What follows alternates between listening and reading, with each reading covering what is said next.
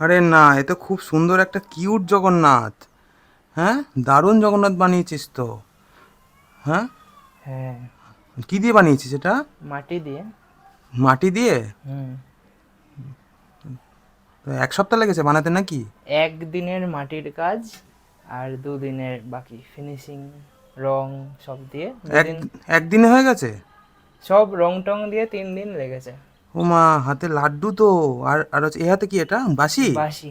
বাহ, খুব সুন্দর দেখতে তো। দারুণ তো, হেভি দেখতে হচ্ছে। আর এইগুলো এগুলো কি আঁকা এগুলো? এগুলো হচ্ছে কৃষ্ণর পায়ের তলায় অনেক পদচিহ্ন হয়, 18টা পদচিহ্ন হয়, ছাতা, শঙ্খ, পদ্ম ওইগুলো? ফুল। হ্যাঁ, এত ছোট পায়ে তো আচ্ছা আঁকা যায় না ঠিকঠাক করে, তাই অল্প অল্প করে করেছি। আচ্ছা, আমার একটা কোশ্চেন আছে। হ্যাঁ। হচ্ছে কোশ্চেনটা হলো, এর হচ্ছে হাত কেন? জগন্নাথের তো হাত হয় না। আসলে এটা জগন্নাথ আর কৃষ্ণর একটা বলতে পারিস মিলিত রূপ। মানে কৃষ্ণর কোনো আকার তো হয় না, হুম। আমরা নিজেদের বুঝবার জন্য তাকে একটা রূপ দিই। ও, তো এটাও তারই একটা রূপ মনে ওই করা জন্য যায়। তাই তো। হ্যাঁ। এগুলো এগুলো কাপড় না? এগুলো হ্যাঁ। মাটির কাপড়, হ্যাঁ। আচ্ছা, অরিজিনাল কাপড়। হ্যাঁ। আচ্ছা, ঠিক আছে, বাহ, দারুণ হয়েছে।